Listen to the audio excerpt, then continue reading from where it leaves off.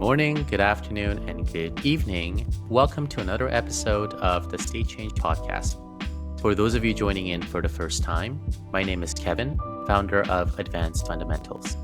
Our mission is to provide insights, tools, and resources necessary to empower aspiring entrepreneurs and organizations striving to make a positive impact on our world. State Change is a platform where I speak with a variety of individuals, including entrepreneurs, academics, and other voices from all walks of life who share their journey of overcoming seemingly insurmountable challenges and thriving against all odds. Through the conversations, we'll dive deeply into tangible insights that can help light the way for anyone feeling lost, hopeless, or simply stuck. I want to show that change is possible, and clarity on your path to achieving your dreams can be found in the stories of those who have walked a similar road. Today, I am excited to welcome Johnny de Lima, the co-founder of Wenu. Wenu is an innovative online marketplace that connects food enthusiasts with exceptional culinarians in their local areas, offering an array of home-cooked meals, sauces, pickles, jams, among others. Johnny is not only the driving force behind Wenu, but also is a serial entrepreneur with a portfolio of successful ventures in the janitorial industry across Canada, specializing in comprehensive deep cleaning solutions for his commercial clients. Beyond sharing his entrepreneurial journey, our discussion dives deeply into Johnny's origin story, which is as compelling as his professional endeavors. Raised by a single mother, Johnny's early life was marked by significant challenges, including undergoing life-threatening brain surgery with a slim chance of survival, enduring financial hardships and at-risk homelessness, and his extraordinary journey as a hip-hop artist, touring across 12 countries and performing alongside legends such as Warren G, Dog Pound, and Bone Thugs and Harmony. Throughout our conversation, Johnny shares insightful lessons and guiding principles that have supported him throughout his life's most challenging moments, offering you a glimpse into his resilient and determined spirit. So without further ado, please join me in what promises to be one of the most genuine and engaging conversations I've had the privilege to host, featuring Johnny de Lima. Hi, Johnny. How's it going? Hey, how's it going, Kevin? I'm doing well. Thanks for joining for another episode of the State Change Podcast. Really Thanks for great to have having me. you, of Oh, thank you. I'm excited. Thanks for the opportunity. course. So we'll just get right to the question. I know you have a pretty remarkable background, and there's really a myriad of different ways that we can begin our conversation. I would love to start us off just at the earliest point of your life that you can remember. Can you walk our listeners through how, what you remember from since you were born, how Cool, your cool. childhood was? Yeah, like without telling the whole life story, I think the things that shaped me, well, that shape us all, is our childhood. So speaking of my childhood, it's summed up by two things, I would say. I was an only child, which anyone who's an only child knows exactly what that means. For those of you who are not only children, I hate you. No, no, I'm joking. For those of you who are not only children, obviously, different life growing up when you have siblings, around, but when you have nobody your age, it can be a very lonely life. And I say that was a crucial part of my upbringing because it forced me to be creative. When you don't have friends at your, well, I call them friends, but siblings, like at your disposal to play with, you just get crafty and creative. So I was always the kid that was making up my own games, and definitely my own languages as well. Had my own neologisms or whatever you want to call them. So that's one thing. Being an only child definitely shaped who I am, and just my independence and resilience. And then being raised by a single mom. It was a huge piece of my life that shaped who I am. I'd like to think I'm a little bit more in touch with my emotions than the average bear as a result. Thanks to my mom. My mom was also important to know that she was a child and youth worker, social worker for most of my life. She got into it when I was about going into high school. She was in full swing when I was in high school, probably the most crucial time when I myself probably needed some counseling. She had a good understanding of this type of interaction, I was blessed to be able to have that upbringing with just a single mom because it gave me a different outlook. But also, one of the biggest things I've seen now as a parent, a co-parent, is consistency. When kids don't have consistency, when anyone doesn't have consistency, we're humans. We need consistency, and one thing that a one-parent home can give you is consistency. You know, so maybe that's just me grasping at the silver lining. But I feel that that was definitely something that helped make who I am. Is having just one person that I took all my direction from, and luckily that person was an angel of a mother that I have. So I got a lot of good guidance to say. So yeah, to sum it all up, early childhood, earliest experiences that made me who I am is only child, single mom. Okay. And do you recall back if you could identify what were some of your favorite childhood moments, and vice versa? Like, what were some of the Yeah, toughest moments of your childhood that you can recall? for sure. I think if I had to say favorite childhood moments, and this is may sound weird to some people, but a third thing that I could add, if I could just go back, a part of my Of childhood is course. growing up in Scarborough. So I grew up in, Interesting. not the greatest areas of the city sometimes, and that as well shaped me who I am. And the reason why I'm going back and saying that is because one of the things that was most special to me in my life, and again, it's going to sound crazy, but my mom would take me to a hotel, and it would be like every couple months, and it was a Do you actually really, sleep at like overnight? yeah, yeah, Oh, because that's a vacation, man.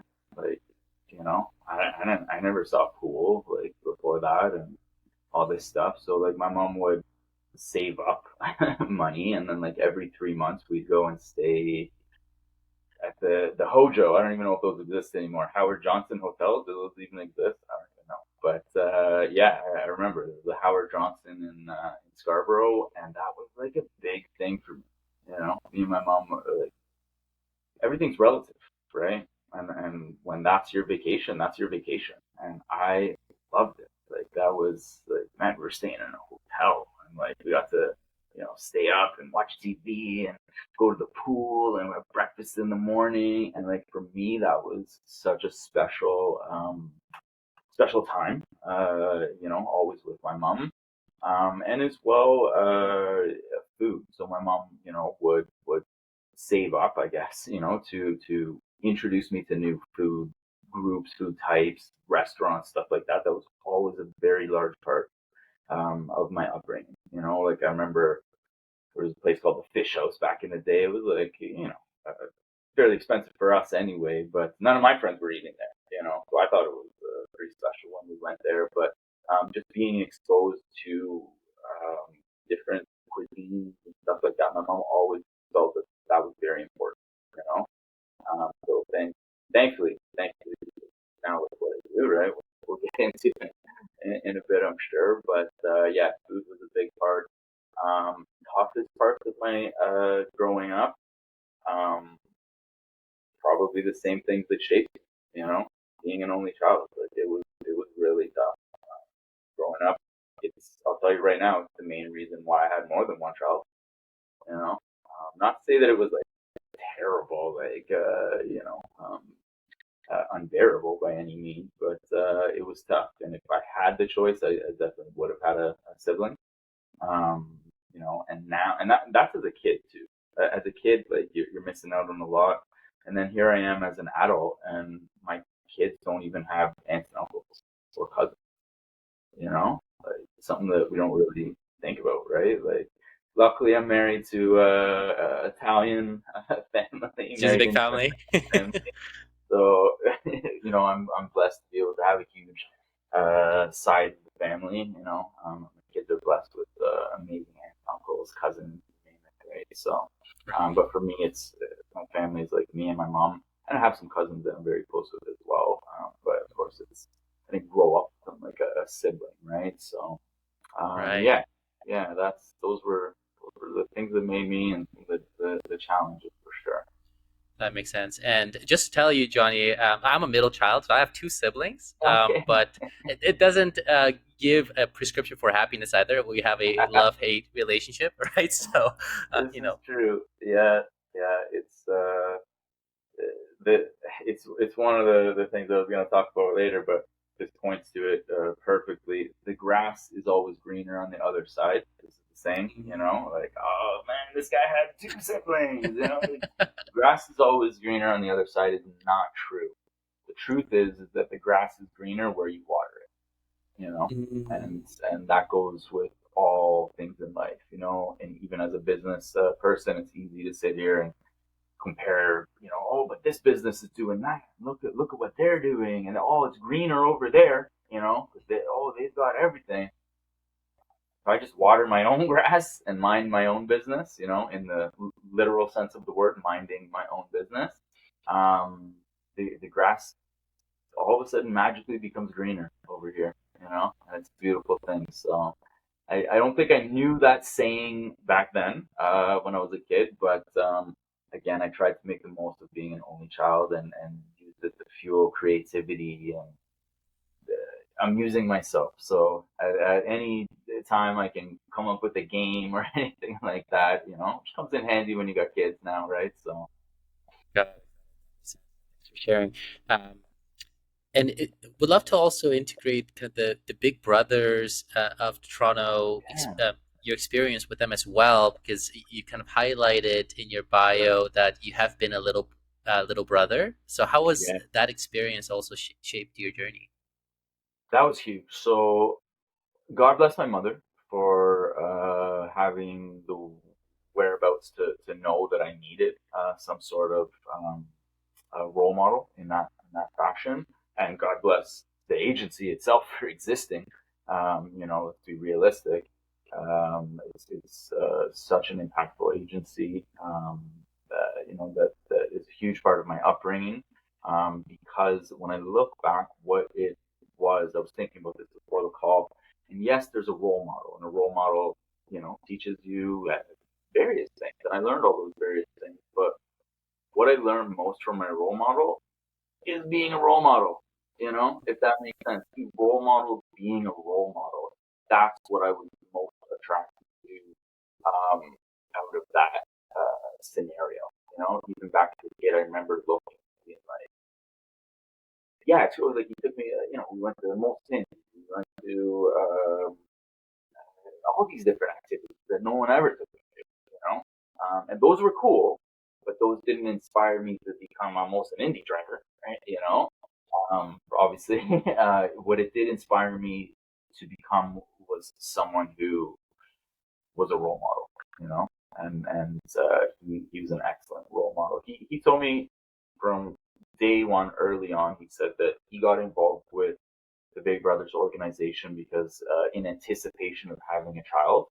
And he was very forthcoming with that. He said, in X amount of years, I think it was like 4 years, he had a plan. He was working at a job in Toronto, and he had a plan to move to Winnipeg. So that was always in the works. And because he was upfront with me, it didn't just like come out of the blue, and even leading up to, he's like, next year, like I am moving to Winnipeg, and I hope we always stay in touch and stuff. But he set expectations very well, and we had just a fantastic relationship. And again, like no one really exposed me to those things, and it was through him and the Big Brothers organization as a whole. Going to sporting events and stuff like that. I just didn't have exposure to stuff like that, right? So, um, as well, like When coming were from, you I first engaged with them, if you don't mind me asking? Like, when was your first point of contact with Big Brothers? think I was about 8 or 9 or something, and my mom probably when I was starting to get into trouble. was like, oh, he could use a good role model. And I remember, I think she had spoken with a couple of matches, but just felt very good about Wayne. Wayne Yarchuk out Yeah. there. What's up? Gem of a human being. But yeah, my mom and him hit it off for whatever reason, and he was instrumental in my life. Actually, sort of side note, when he moved to Winnipeg and ended up having his family, as was his plan, his son is named Ryan, which is my first name is John Ryan. Uh-huh. It's hyphenated. So yeah, so he told me we were pen paling for a little bit back and forth. So that was kind of cool that he had named his son after me in some fashion. That I Wow. impacted him as well, right? So and That's then beautiful. fast forward to me becoming a big brother because that was the number one thing. Again, these things that impact us as a kid. Maybe not everyone's like this, but I'm like only child. Okay, not doing that when I have my kids. Mentorship. Okay, I am doing that as soon as I can. Like these are the things that because they impacted me so much, I already knew that they were going to shape how my future was. So I knew as soon as I was able to become a mentor, I was going to do that. Now it took a long time because I didn't have my shit together. And even when I did, I was all over the place in terms of travel. I was a musician, and my mom was saying, "Why don't you get involved with Big Brothers?" And like, yeah, but I'm touring. Like the last thing that someone with a half-ass parent needs or father is a half-ass role model. And that's one thing that Wayne was never half-ass. Never let me down once. He said he was gonna come to a baseball game or whatever. He was there. You know, and that's very important. Consistency again, and just showing up for people. Right, showing up is more than half the battle. Um, but yeah, it's something that I could not have fathomed how much it would impact me on the big brother side. So I already how much it impacted me as a little, and I was like, I'm gonna be a big when I grow older. But Yeah. when the time finally came that I was able to settle down and commit to it and not be half-assed, it was one of the most impactful things I've ever been involved with. More than being, yeah, Really, being a big brother yeah, itself being, has been an yeah, impact. yeah, yeah. Okay. I was blessed to have a great little brother that I was matched with, and we graduated from the program now because it only goes up to age 18, but we're lifelong friends, lifelong. And Got and it. he's told me that it's his mission when he's older to be a big brother as well. That I've inspired him to do Wow. so. So it's crazy, like what one little act can do from this guy Wayne, who just wanted to It's like a have a rippling kid effect of his of, own, yeah. and saw Big Brothers as an opportunity to uh, get some experience, but also at the same time impact somebody. And then here we are. This is going to be three generations. It's like a full circle Full between circle. Yeah, some of the, yeah, yeah, that's amazing. I would love for us to shift our conversation to kind of end of your high school into university. yeah. You've chosen genetic engineering, which is very niche and highly technical in the field. Can you elaborate more so on where that interest came from? Yeah, for sure. So I was hospitalized in my final year of high school. I was not diagnosed. I don't even know what the word. I had headaches. I had very very bad headaches, and I was being sent home from the hospital. They said, "Oh, you're 17. It's migraine, whatever." Giving me some painkillers and this and that. But after being admitted, and I was held there for 9 days at one point, and they did every test you can imagine, spinal taps, angiograms, this and that. Finally, they were going to do a CAT scan and send me home with the good results. They couldn't figure out what was going on, and they did a CAT scan, and 45 minutes later, I was on the operating table. Like this CAT scan, I don't know why they didn't do it sooner, but Whoa. they did this CAT scan. They found three abscesses, and those abscesses had gotten so bad that they caused a golf ball sized blood clot on my brain. So it was emergency 5.5 hour brain surgery. They told my mom I was gonna die. Like straight up said, like if this is left untreated, this is going to end in is terminal, the way that it was looking. But we can do this surgery. It was not fairly new, but somewhat new. The guy who did the surgery is the inventor of said surgery. Okay, so put it that way. No. Okay. Yeah, his name's Dr. Drake. I gotta give all these shout outs here. Yeah. Hopefully these Please. are Please do.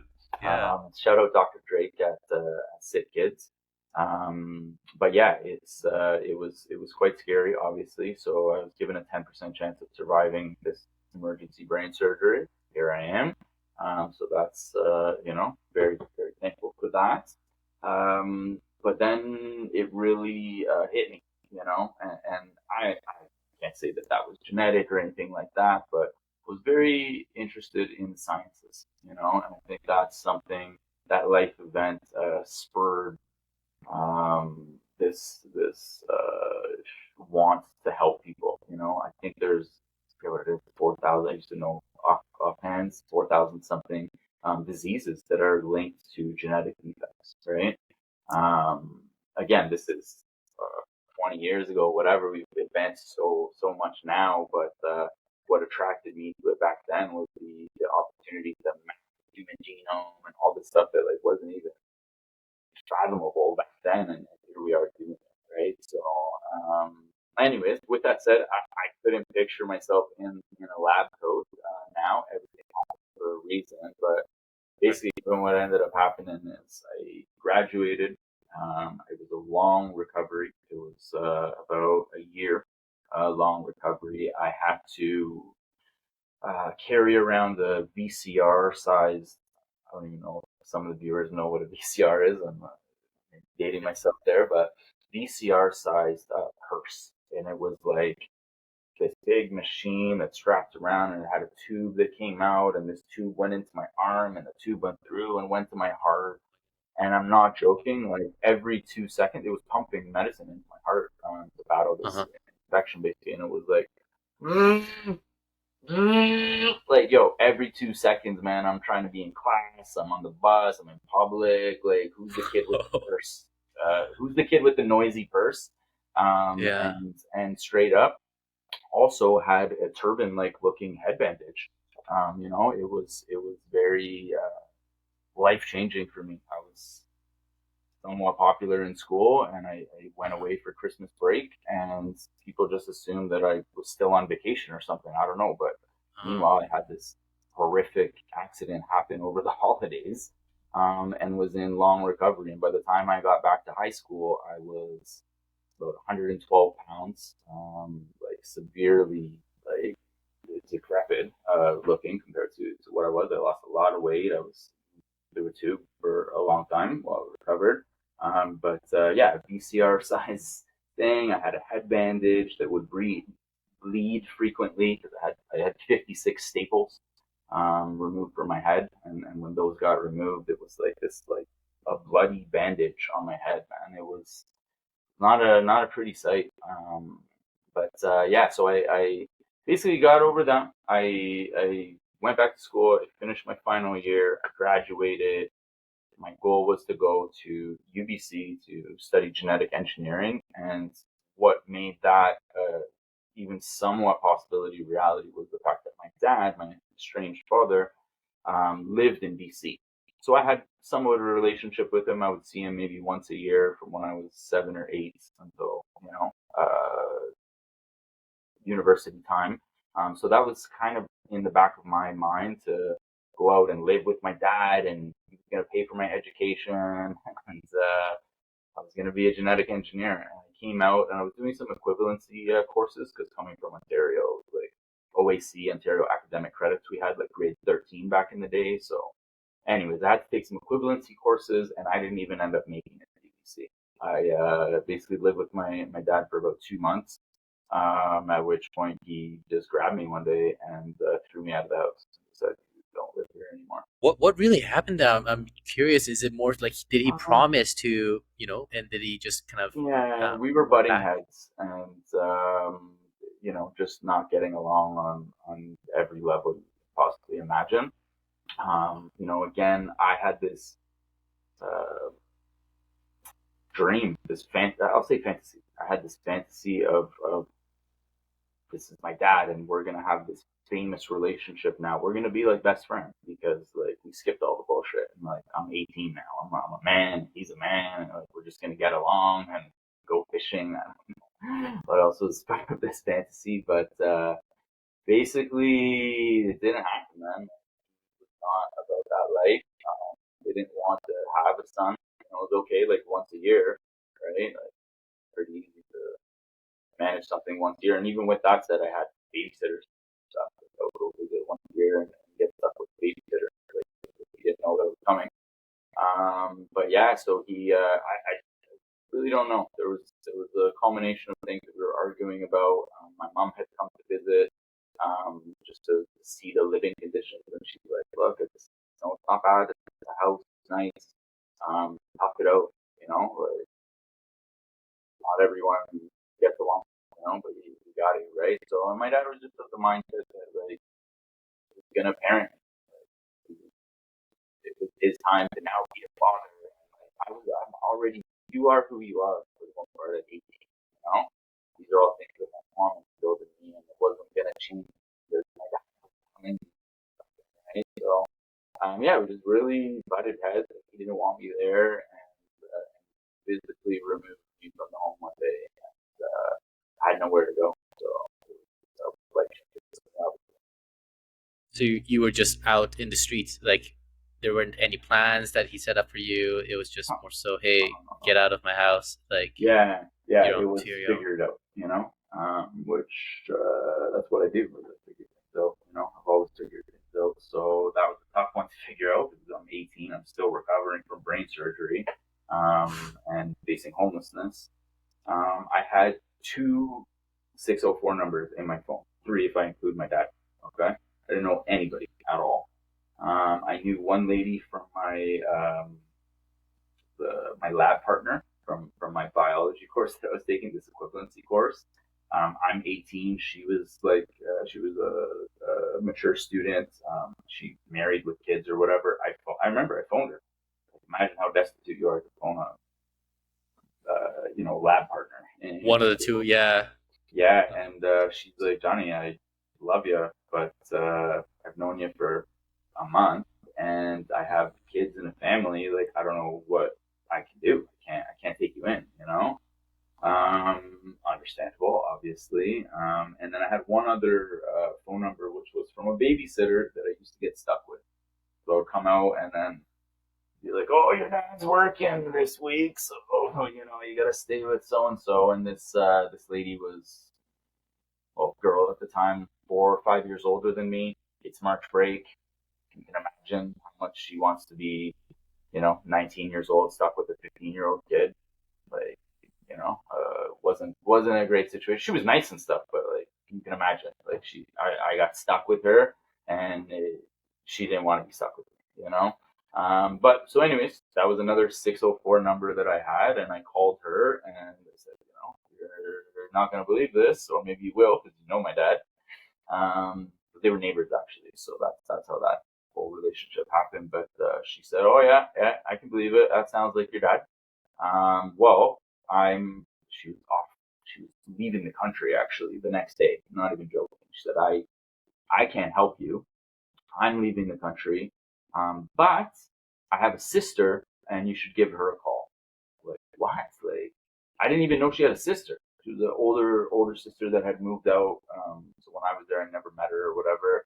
And I phoned her, and I got to give another shout out. Shout out Adrian. Adrian, these are angels, literally all angels that I'm shouting out in my life that came in and saved me because I had nowhere else to go. And facing homelessness sucks anywhere. Let's be realistic. Unhoused, as it's called now. But it sucks anywhere, but Vancouver, whew, not the place you want to be homeless. This is one of the worst places in terms of homelessness and drug use. Um, Right. actually, when I first moved to Vancouver, in the first couple of months, I was doing sort of counseling. again, mentorship. I got into mentorship, right? And I was mentoring high school youth, right? And one of the statistics I remember, and this is back in year 2000, one of the statistics was at Main and Hastings, right on the corner, it was like 160 people overdosed on the corner, not the four corners, not the city, the corner, like the one corner, 160 something people overdosed. And that stat always stuck with me, as well as, and I don't know why this was, I still haven't figured this out in my life, but for whatever reason, every time we saw a homeless person, my dad and I, like we'd be driving and see someone or whatever. We're driving down Hastings, and he would say, "You're one bad decision away from being there," and I'd laugh it off. Like, what am I going to say to that? Yeah. I'm like 15, 16. I'm like, yeah, okay, well, I won't be making that decision, I guess. Like, I don't know. And he would always say that, you're one decision away from being right there. And then lo and behold, I was one decision away, but it wasn't my decision. It was his decision. You know, Right. I Putting don't you know out how. in this. Yeah. Yeah, that was his decision to put me there, and I think that we all have a choice in life when we're put in any situation. I believe in destiny. I believe in fate, but I also believe that we can control that, and we can accept our fate, or choose to change it. And I told myself from minute zero of being facing homelessness, like, this is not me. This is not what I'm meant to be. So, anyway, to bring it back, I ended up reaching out to Adrian, um, the sister of the babysitter.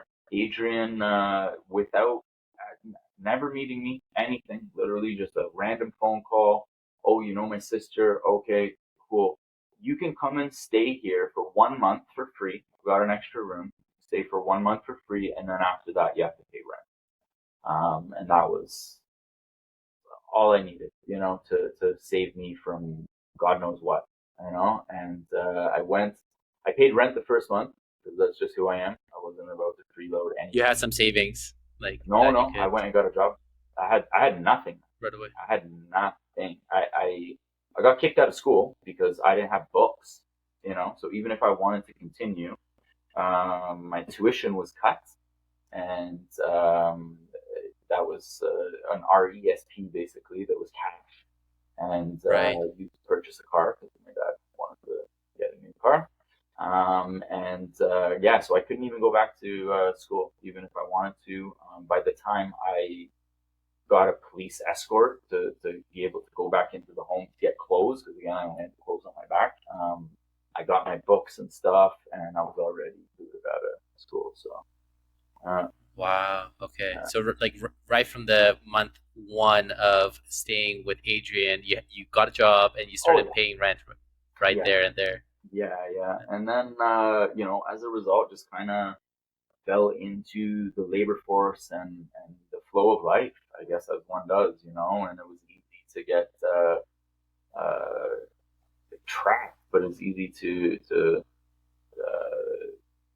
coast along, maybe, in Vancouver because of the surroundings, mountains, ocean, you know. That was beautiful. Absolutely stunning. Yeah. Life can be pretty rough and jobs are shitty, but you got the mountains and the ocean, and that's kind of what I always, so that kept me going in some dark times. Just that simple fact of having nature around. So yeah, that's kind of gone through childhood and then my teenage years, but Yeah. those are the things that really shaped me. You know, and again, like, can you picture me in a lab? I can't. I don't know. Everything happens for a reason. I don't know. I mean, Maybe one there's day. a bunch of cool scientists out there too. But I wonder though, Johnny, like these are almost types of challenges that not many people even go through. Having to survive a surgery that has a 10% survival rate, and living without siblings, and with just a single mother, right, and having to almost be deserted, right, in those Mhm. dire situations where you're seeking higher education.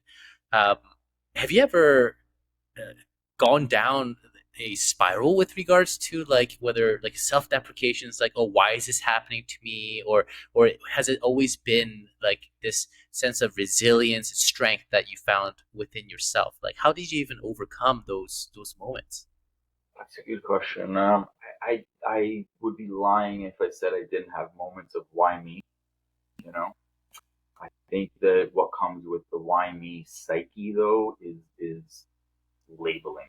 You know, and people I see often they give themselves the opposite of the Midas touch. You know, Midas touch turn everything to gold. They give themselves the shit touch.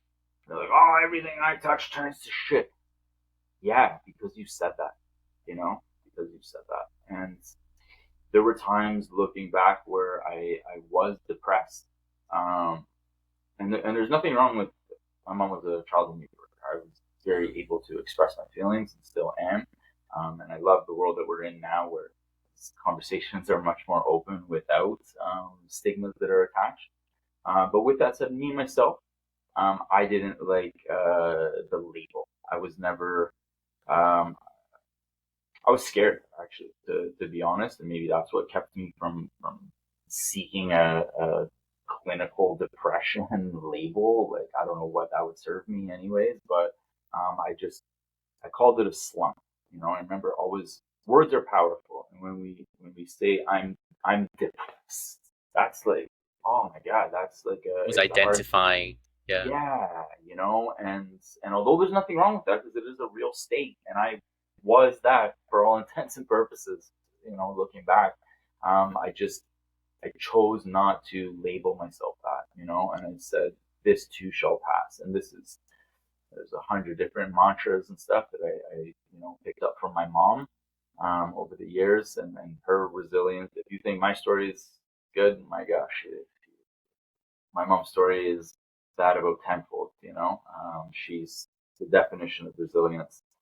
So that's where I get it from. But yeah, definitely these mantras like this too shall pass, this too shall pass, and it will. You know, I it's think yeah, like yeah. it all works out in the end, and if it's not, then it's not the end. Right? There's another one for you. So that's Yeah, definitely these are some great mantras that you're dropping that's dropping in the podcast. I Lucyism. love it. That's my mom Lucy. She's got some gems for sure, you know. But yeah, you gotta you know, and there's a million ways to spin this. Yeah, keep on trucking, keep you know. But this is the reality: is like you have to dig deep and find your strength, even if it's just faith. In, in faith in the unknown. You know, like this will get better. No, it's gonna get better. You know, things usually get worse before they get better. By the way, but you just gotta have faith. You know, Got it. yeah, yeah. That makes a lot of Um, sense. And then Johnny, bring you back to the moment of, I mean, going from your pursuit of genetic engineering to just trying to get a job is very far and in between, right? Obviously, Vancouver is a beautiful city. Um, did you, in that state where you're really living with Adrian, like how long did that situation persist for? Like, or were you content for a period of time that you were just um, yeah, living with the job that you've gotten? yeah. Content is a great way of putting it. It was over a year with Adrian, and then I moved in with one of her friends. She ended up traveling a lot at the time, and I was 18, maybe 19 at that point, and then like I'm okay like on my own, but managing a household, you know, when she was off, like that was different. Like it was a little bit too much for me. So I just moved in with one of her friends and was better in a roommate scenario, you know. But yeah, in terms of uh, job and stuff, like I do remember kind of just being content and like I guess I'm just factory Johnny. That's me. I go and I work in a factory. And I remember it was at Safeway warehouse, and picking boxes, and you're like building pallets. And I would have dreams of like my entire dream would be me building the perfect palette. Like it encompassed my life. That's all I did, and I was working extreme overtime hours and trying to make ends meet. But yeah, I fell into the rat race, whatever you want to call it, and um, I I think music is the only thing that got me out of that. To be honest, I started to get into music and chasing that dream, and that's a whole other. These all feel like separate past lives, by the way, as I Yeah, recount them. Like, they're so different from one yeah, another. Each, disjointed for sure, but yeah, music was a creative outlet for me. So while going to work and doing things that I hated, I was just like a zombie in this rat race. I found music, and that was fueling my passion for some creative outlet, right? Yeah. and what kind of music or So it was hip genre hop. were you Hip hop. pursuing? I was a hip hop artist. I was I was the guy who was bartending. I was a hip hop artist. Me and all the other actors Okay. that were working there. Wow. Right. This is the industry, right? And we chase our dreams, and it is what it is. But I did have a very fortunate happening whereby I had friends who was able to get me some shows, and I got in front of some major people.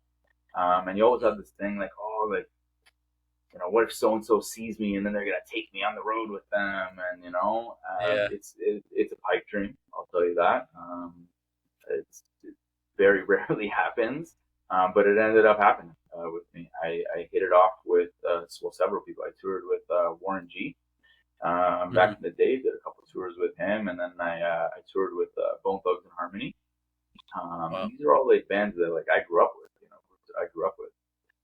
My hero as a child, straight up. And I remember I did a show with Bone Thugs, and Crazy Bone called me like, the next day. We really hit it off. And then Yeah. like, oh yeah, like we're going down to Seattle. We have some more shows. Like, you want to come kick it with us? And I was like, oh my god, this is it, man. This is it. Like, I'm Oh doing it. my gosh, like you've made it at that Yeah, point. Yeah. yeah. And then I basically, I followed them, and then I remember I came back. What's next, And then Crazy called me and said, we got a show in London. You want to come kick it with us there? And I'm like, yo, I got boys in London, Ontario. I remember I said that. I'm like, London, Yeah. Ontario, I got boys there. That's sick. And he was like, yeah, no, London, England. Yeah, so Overseas. Yeah. yeah, and then Different that was country. it. I ended up doing like 100 shows, 100 plus shows with Bone Thugs as their main opening. So Wow, no way. And this was, was it, were you doing it full time or this is outside of your Safeway yeah, job that you were trying to kind of make things work? so I was bartending. I was working for a travel agency. I did a bunch of Joe jobs here and there. Um, Okay. when I was about 27, was when this whole scenario happened with this opportunity. So a bit late in the game. I had opened for Nas and Talib Kweli and like some big names like Wow. prior, but Yeah. you're just a local opener, and it's really tough to go on the road like that. That happened when I was 27 ish, basically. So it's a bit late Got it. in life. I wish it happened sooner, but again, everything happens for a reason. But Of to course. answer your question, I quit everything. Quit everything, and I only did hip hop for about 4 years straight.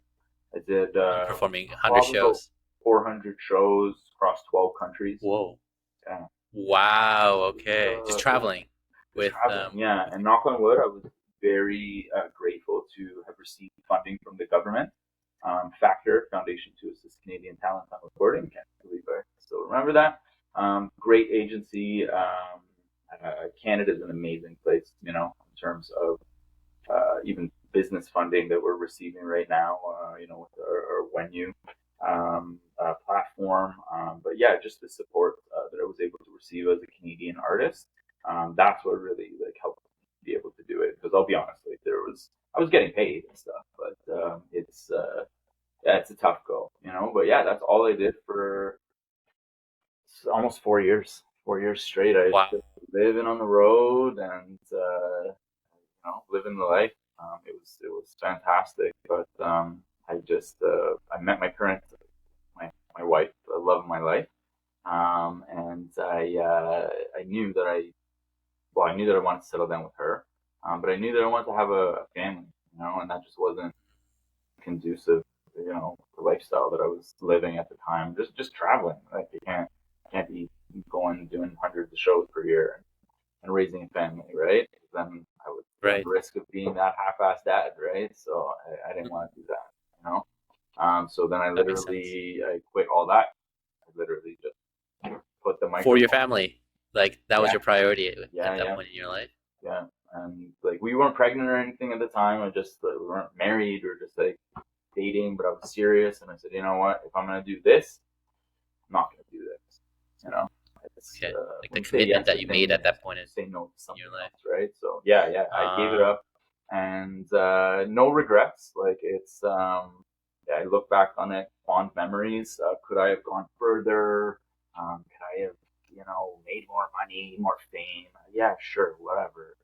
Bottom line for me, my mantra back then was music's going to take me to see the world. That's all I said. I said that to myself 1,000 times a day. Music's gonna take me to see the world. And maybe if my mantra was music's gonna make me $10 million, and I said that to myself 1,000 times a day, maybe I would have done that. Who knows, but I didn't. I just wanted music to take me places because from where I came from, um, no no opportunity to be touring 12 countries and right. hundreds of cities, right? That I Yeah. never would have got to be able to visit, right? So, yeah, it was a fantastic opportunity, but I got into it late. Got into it late, otherwise I would have maybe continued on further. Look, but the fact that you had a crew where you get to perform across so many different venues, it speaks to the talent that you almost innately possess, and also hip hop as a form of expression. It's like outside of experience of traveling, it's showcasing, hey, this is my Yep, story, these are my perspectives, right, in forms of arts. So that must have been a quite a bit of an experience too. for sure. And again, like it was always hip hop was a part of my life, and it was my creative outlet. It was to bring me away from the drab of reality, at certain points, right? But to be able to live it, that was something else, right? So, and again, Right. could have done more, could have, would have, should have, whatever. I'm so happy and grateful for the times that I had and the people that I met. I just talked to a guy, no joke, this morning. I just talked to a guy that I met in Detroit, and still During friends with your him hip hop today. like Yeah, performing days. yeah, yeah, yeah. That Wow. was 2010, you know, and Okay, literally close to just 15 years Facebook. ago. It's like random. He hit me up. Hey, how's things going? Another thing as well is when I was making hip hop, I felt it necessary slash a part of me. My reality is I almost died. I had brain surgery, so that was part of my story, like the survivor side of things, right? But in sharing that story, I share something like, I had brain surgery. I have a big like scar on my head, right? Oh wow. And, I had 56 staples, and they gave me a 10% chance of living. And you know what? Nothing's gonna stop me, and don't let anything stop you. And people would be like this, and I'm telling you, Kevin, like from sharing those things, I met some of the coolest people. I signed prosthetics. Like that was like one of the number one things. Like people will come up and be like, dude, like your story, like, yo, can Yeah. you sign my leg? I'm like, Wow. yeah, bro. That's super cool. And then you hear their story, and like this guy was one of those people. I'm not even joking. He had something to do with some injury that he had, and he had his own survivor story and as well, and Wow. just resonating with people.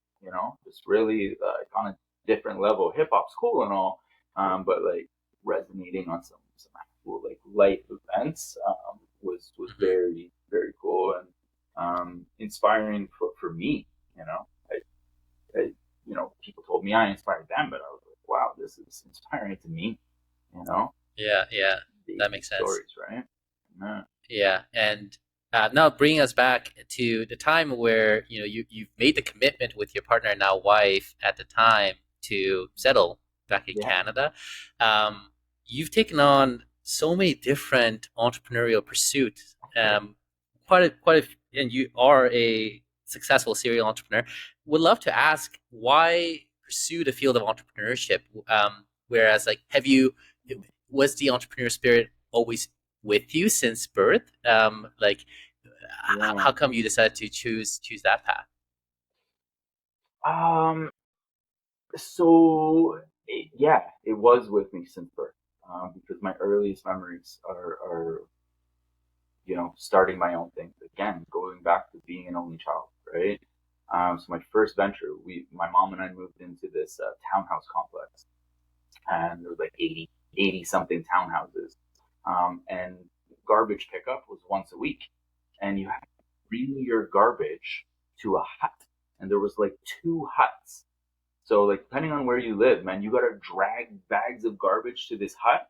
So I was 8 years old, Yeah, and I was like, man, who wants to do this, But I saw the opportunity, and I remember going to what was it called back then? It was Smoking Gift across the street because they had a photocopier, and I made a little handwritten thing that was like 25 cents a bag, and it had like my no phone number on. way. Call me. When you were 8 years old? I was 8 years old. I swear to God, yeah.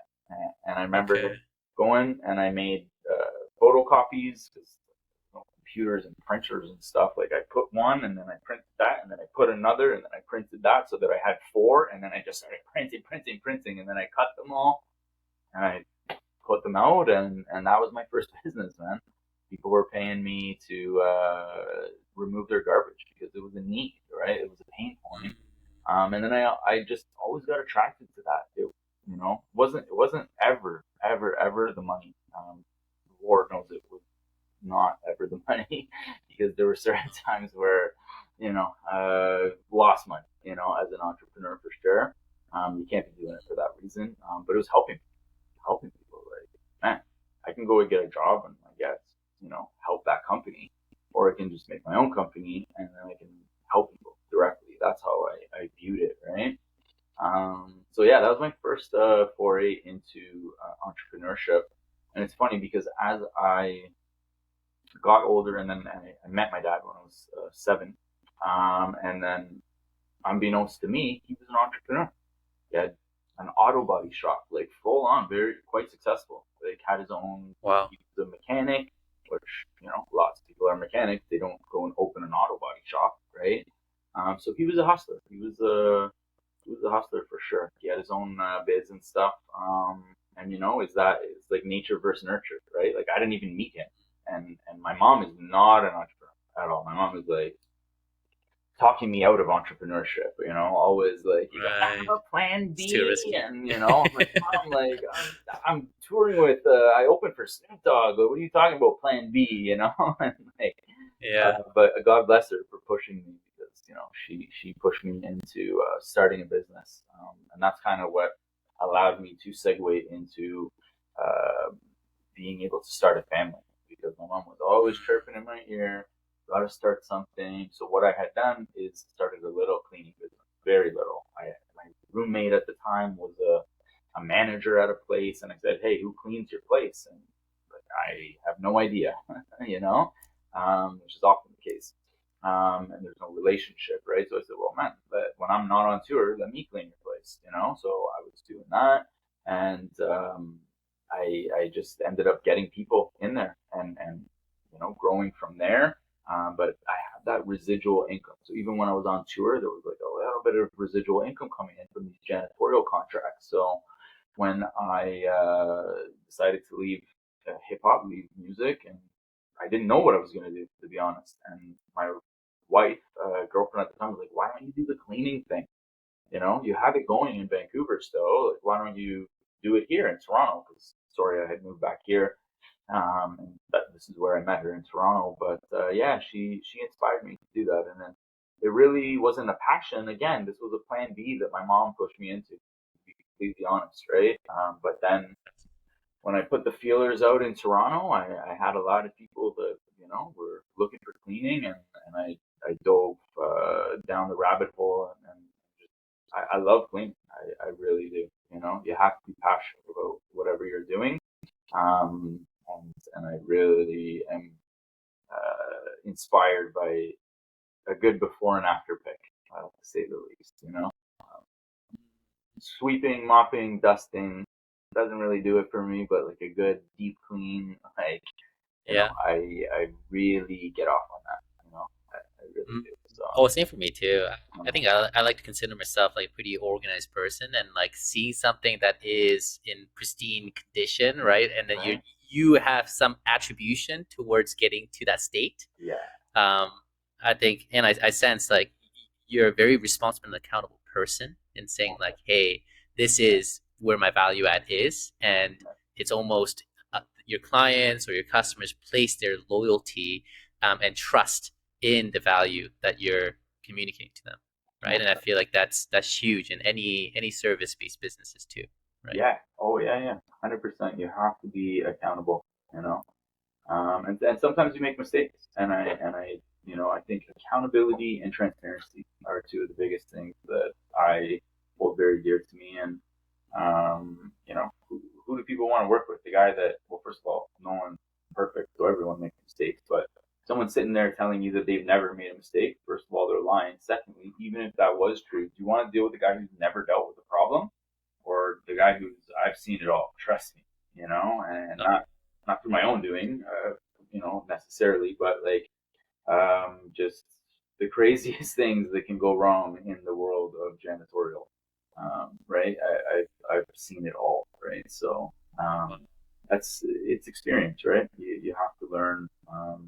You have to have some failures, and learn these things, right, in order to grow. that makes sense. That's true.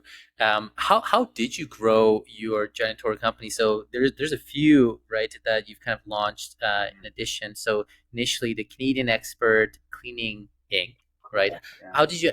What was the journey like to grow from a one person operation to 100 employee? That's Uh, extremely impressive. yeah, thank you. Yeah, that was crazy. I didn't set out to do that. I had a little bit of a financial goal. By this point, once I had settled in on, okay, I'm, you know, gonna settle down in Toronto. I want to marry this woman. I want to start a family.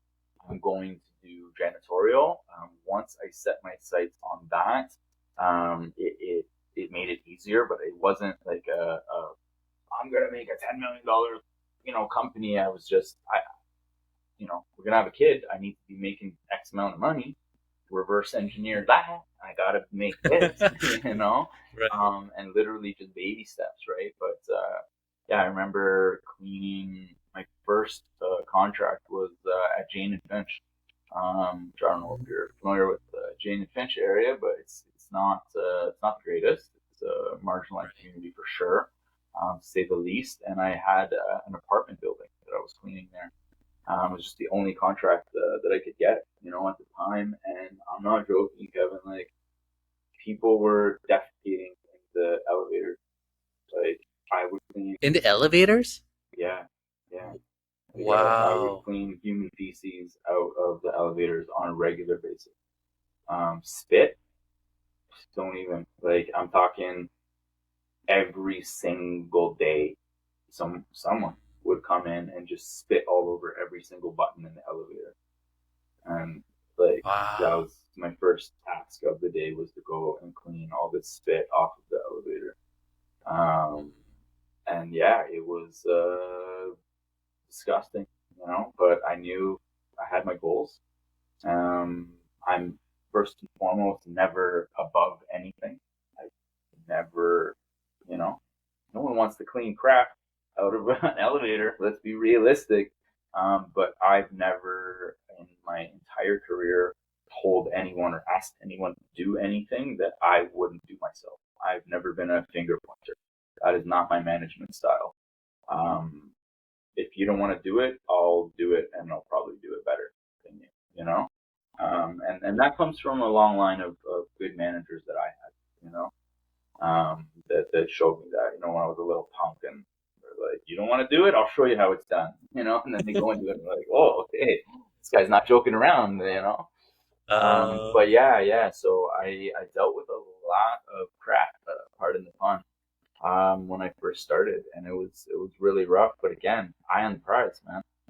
I knew this is not forever. It's a means to get to the next step that I want to do. So then I think I picked up a restaurant, a couple other places, and at this point is when I couldn't do it all on my own. So then I hired out some other mm, people. To this day, I have one of those people working for me. Like my first employee I ever hired, Melissa. Shout out to Melissa as well. Um, been like she's my work wife. My wife jokes that Melissa's my work wife. But yeah, uh, been with me since day one, and I think it's important to have those people, not just in work but in life as well, that know you and where you came from. I don't know if you have that, like just friends that like yeah, you can meet people in life, but even if you get to know them really well, do you really know them, like as opposed to those people that saw you when you were a kid and you were hustling, and like people like Melissa saw me when I was cleaning human feces on my hands and knees out of an elevator. You know, wow. so she's seen firsthand how we've grown this, and she's a part of that growth. I couldn't have done it without her, to be honest. But Right. yeah, it was a tough go, but then what I really realized as I was growing it is we're giving opportunity, and I had an extreme passion for I have an extreme passion for employing people, and not in the sense of like I'm your boss. The funny part is I call everyone boss. They're my boss. My kids even ask me, they're like, "Why do you call them boss?" Like, because Yeah. they're my boss. If they don't do a good job, no one's got a job. So who's the boss? At the end of the day, like Wow. really, that's like my philosophy. But yeah, like I'm not attracted to it in terms of like being a boss. More so in terms of giving opportunity, right? I've taken people from a mop and a bucket. Literally met them with a mop and a bucket. They were in some place that I was cleaning something else, and they were the nightly janitorial working for some other company or whatever. I'm like, wow, you guys do a good job here. It's awesome. Here's my card. Let's keep in touch. And then, you grow with them. I give them one contract, two contracts, three contracts. Next thing you know, they're a pillar in your community, and they're employing their and they're singing my praises, like, yo, this guy Johnny's a great person to work for, and people always ask me, like, how do you find good people? I don't. Good people find good people, Mhm. and I was lucky enough to have good people to start with, but you keep them happy, and they want to tell all their friends and family that, like, yo, this is a great company to work for, I always make Right. sure everyone's taken care of, and yeah, just like personal relationship with people, right? So That's incredible. yeah, And people often say, like, in the most ideal situation, like leadership is an act of service, right? But mm, often when you're in that position of power, it's so easy to lose control of that essence and wield that power around, thinking that mm, um, you are in charge and you can tell other people what to do. But even just hearing from your end, I think the reason why you were able to scale so successfully, it's not only from the level of quality and the service that um, you've offered, but more so like your character as a leader in serving the people that you work with. I think I thanks, definitely man. Yeah, see part of that. and it just happens, Like I think that was just a part of who I am, in terms of leading people in that sense, and inspiring. And again, I always say just giving opportunity, giving opportunity to people, for them to, especially in janitorial, because it's not a job, it's a little bit of flexibility. You can show up between 7 at night, and as long as you're done by 6 in the morning, you know, where else are you going to get that kind of flexibility?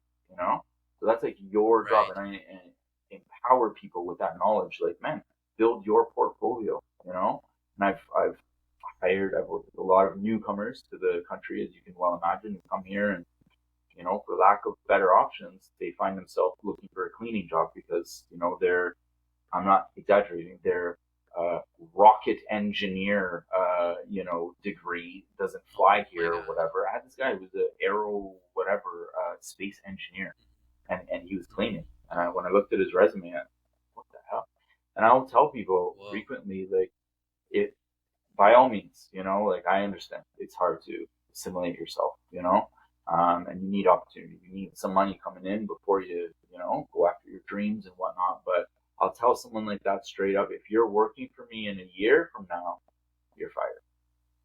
And as Mm. crazy as that sounds, the reason for that is because I want people to use me as a stepping stone. But if you're gonna come here with some engineering degree and then piss that away scrubbing toilets for the rest of your life, not no, no, I'm not gonna let that happen. You know, um, I wouldn't be able to sleep. So I say use me, get on your feet. And a lot of people have. A lot of people have worked for me for a year, 2 years, and said, Johnny, man, thank you so much. Like I got on my feet. I don't need you Right. anymore, but I started my own business and, you know, um, whatever it is, and knowing that I've helped them achieve their goals is huge beyond any money or anything like that. Yeah. But I feel like those kind of relationships is what makes it so invaluable, right? It's not a contractual obligation to continue their relationship with you at a professional or personal level. That's, job's a job at times at the end Yeah. of the day. But I feel like you've truly went beyond, like, in creating what a great culture is for any business. So, Thank you. Yeah. um, And that's the old thanks for like sharing give a that. man a fish, feed him for a day, right? Teach a man how to fish, feed him Hmm. for life, right? And I've Right. always I've always been of the mindset to teach people how to fish. Who wants to be given out fish, right? Like, teach people Yeah. how to fish, and they can survive, right? So that's a big part of Hmm. what we do. Again, like I try not to look at it like a job or anything like that. It Got it. extends well past any monetary gains. It's can't be measured, impact. Like when you can know that you help someone in that regard, to not just get on their Of feet, but course. to assimilate, to like plant their feet in a country, you know. Right. Yeah. Hmm. Yeah, you must have pretty crazy stories there. Last not but not least, I would love to talk more about what's written on the cap that you're wearing. Yes. So, Wenu, so moving from a janitorial cleaning business now Mm, to something related to food, yeah. if I recall correctly, how did that shift occur? Like, can you tell us a little bit more about your new venture? Yeah, for sure. So it seems when you lay it out like that, it seems like these are the most totally unrelated things. Like, how did you go from scrubbing toilets to this? When in fact, these things are intrinsically related. And when I tell you why and how, I think you'll see why I feel that my partner and I were the ones meant to do this. And I truly don't use that word lightly. We're meant to do this. So we're, before pandemic, we're cleaning restaurants for the most part. Okay, clean offices and stuff like that. But for the most part, I would say 95% of our business came from restaurants. Working with mom and pops all the way up to the CN Tower, like cleaning the entire back of house CN Tower, massive, massive contracts, right? Um, Pandemic happens, dining becomes illegal. Like, if you recall, like there was no diners allowed. So my clients called me and said, Johnny, we love you, but we're just gonna sweep and mop the kitchen ourselves because like we don't even have any diners. We're just doing takeout, and it is what it is. We'll call you when we need you. So in the first 3 months of the pandemic, I had to lay off 110 people. Wow. 110 people. And again, knowing my background of being so uh, inspired by giving opportunity to these people, now I'm literally taking opportunity away from them through no fault of their own. People did not deserve to lose their job, you know. So it was crushing, soul crushing to me. And I really was looking for a pivot and trying to figure out what we can do to keep good people working, you know?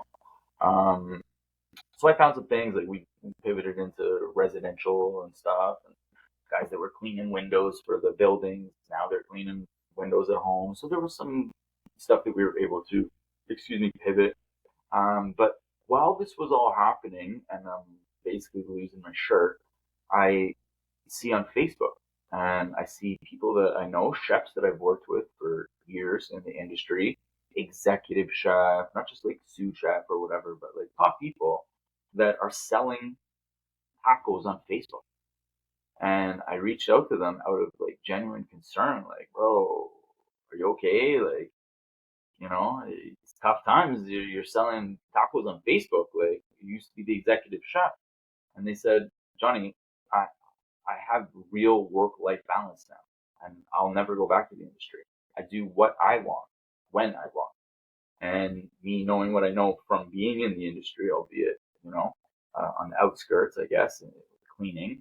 But seeing what I saw and knowing what I know that work life balance doesn't exist. It's like, not that it's bad or tough to achieve. Yeah, I'm gonna say it's like non-existent. And there's this just culture that is prevalent in the whole industry that is overtime work culture.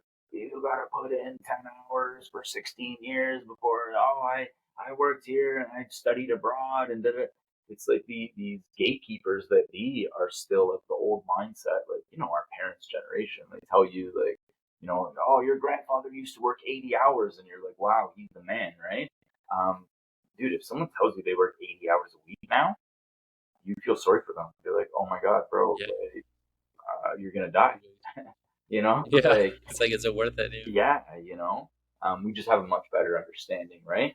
And as I say that, that is why the gig economy is so disruptive to everything that it touches, right? Because it's giving control back to people, right? Um, I would say that the restaurant industry was far, far more ripe for disruption than the hotel industry or the taxi industry. It's actually mind blowing that the ride sharing and home sharing economies blew up first, but here we are. It is Yeah. what it is. So, anyways, to bring it full circle, I lose my job. I lose, 95% of my clients. I start seeing chefs that are selling food on Facebook, and I saw this opportunity that, like, if I can help some of the largest establishments in the country run food safe operations, I can most likely help this person sell some tacos, in a safe manner, because that's the hurdle to overcome.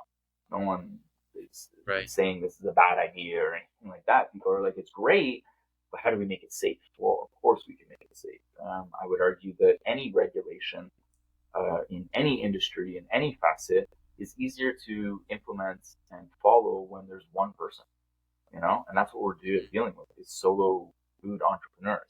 You get into one of these corporate locations that has, I'm not even exaggerating, 200 employees. 200 employees. You think 100% of all, like, of the entire 200 care? Like, everyone cares? I wish the world was like that. We all do. But we know the labor market that we're in. Um, Chances are not a lot of them care, and it's not different now than it was then. That's the reason why my cleaning company exists, because, who wants to do this work after a shift, especially, right? But yeah, it was fascinating to me to see these beautiful entrepreneurs. Okay, so there's boxes that got ticked. All right, so like entrepreneurs, cool, love me a good entrepreneur. Food, oh my gosh, like I'm like the biggest foodie ever. Um, Food safety, wow, that's my life for the past 10 years. And I didn't realize this one before I got into Wenu. But since now we're fully, underway with Wenu, and I can, happy to report that we've helped lots and lots of people. I'm now seeing that why I was attracted to that is because it's very similar to me helping newcomers to the country with cleaning. You can imagine a lot of people that come to this country get a job. What do they have? They have cooking talent. That's what they have. And what better way to assimilate yourself into a culture than to share your own? Like there is no better way, you know? So again, I didn't realize that it ticked 3 or 4 boxes for me. But now that I'm fully immersed in it, it's ticked that box. And hopefully from this conversation, you've taken that away, that is a big box for me to tick, is helping people, you know? So giving opportunity and helping people. Look, bottom line is average cost to open up a restaurant in this country is $400,000 and takes about 6 months. We can help you open up a food business in 15 minutes for $29. So that's our value proposition, you know, $400,000 in 6 months versus 15 minutes and $29, right? So it's revolutionized. That's hard to beat if Pretty you hard to do. compare. Pretty hard to compare, Yeah. you know. But that's the opportunity that we're giving, and it's if anything, I was talking about this with my team. Our number one challenge is not coming off as too good to be true. That is like literally our number one marketing challenge, because that's how it comes off. Mm-hmm. Is that this must be a scam of some sort, or it's too good to be true. Right. You know, but it's not. We really exist and we really help people. You know. That's beautiful, and thanks for sharing a little bit more about Wenu. I know we've been talking for quite a bit across such wide different spectrum, right? Since his childhood now all the way up until your entrepreneurial kind of pursuits. And Johnny, if I'm being honest, this is one of the most inspiring and also entertaining stories I've ever heard. Thank you, man. Both on and off the podcast. So thanks again for sharing your moments of vulnerability as well as your success. Last question for you before we close off. Other people who, no two people have identical journeys, but challenges and downturns, wherever people may be in their life who are experiencing those moments of struggle. Do you have anything that you can provide as a source of inspiration or insights or resource that you want to share before any closing remarks? Yeah, I think it goes back to that resilience and really believing that this too shall pass. It's tough. It's tough, man. Really, when you're in that scenario, you know. And I'm sure we all know extreme cases where people have taken their life, right? You know, where things got so tough. I have to have the mindset, and it's easier said than done. You have to have the mindset that this too shall pass, and things will get better. You know, and I think that having that optimistic outlook, as well as a sense of humor, I think that's big. You've got to be able to. When things are at their shittiest, you have to be able to laugh. Because if you can't laugh then, you can't laugh ever, you know. But if you can laugh at the shittiest points, you can have glorious laughter when times are actually glorious, you know. So I think that is one thing for sure, is just having that belief, you know. And I always had this thing that, like, even if I was a prisoner of war, and I literally thought about it, obviously so far fetched. I'm very against war. But anyways, I'm a prisoner of war, and things can't get worse. Let's be realistic. Torture, this, that. Easy to say now. Obviously, I'm not in that situation, but I always had this mindset that, like, what if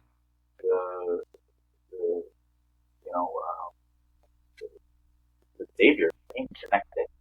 What if I ended it? The savior came the next day, right? Would I have egg on it? Wow. No, I'm just, there's my humor interlacing in dark times again, but no, but for real, like I really thought about that, like giving up right before things could have got better, you know. And there's many stories of this. 3 Feet from Gold, if you've ever read Napoleon Hill. story about giving up literally 3 feet from gold, like mining for gold, and Wow. find it. Dude comes in, buys Yeah. the mine, digs 3 feet, and strikes gold. Wow. Like that those type of stories always stuck with me. And again, just like this unwillingness to give up. You know, you gotta see what's around the corner. Maybe that comes from my wild sense of curiosity. But like, what could happen tomorrow? Things are really shitty today, really shitty. But tomorrow's a new day. What could happen tomorrow? Maybe I could get saved. Maybe I could do something different and make a change. So I don't know. I don't know if that all made sense, but No, it made perfect sense. I think we've captured so many different quotes, both from your mom as well as from yourself and your stories. This has been fantastic. Last question for you, Johnny, before we close off. Any final remarks that you want to have? Any final shout outs or anything that you want to promote? Would love to kind of hear um, uh, for your closing. yeah, if I can maybe throw out a saying that I came up with that sums up what we just talked about. Make believers make believers. Okay. So sometimes, you've heard fake it till you make it or whatever, but sometimes you literally have to make believe that things are good when they're not, or else your psyche's gonna die. And you have to put a smile on it, find the laughter, and find the humor, and make believe. And so that's it. Make believers, make believers. Yeah. It's a beautiful, Yeah. beautiful closing remarks. Pleasure. Thank you, Johnny. To those of you listening, you'll be able to find any key insights and summary. And if you want to learn more about what Johnny is doing at Wenu, you'll find links to that as well. But overall, thanks again for your valuable time and taking a big chunk out of your day to kind of speak Oh with me and no, also share your journey, Johnny. thank you, man. I appreciate it. We got deep, and thank you for giving me a platform to be open and vulnerable and a safe space to not judge. Of course.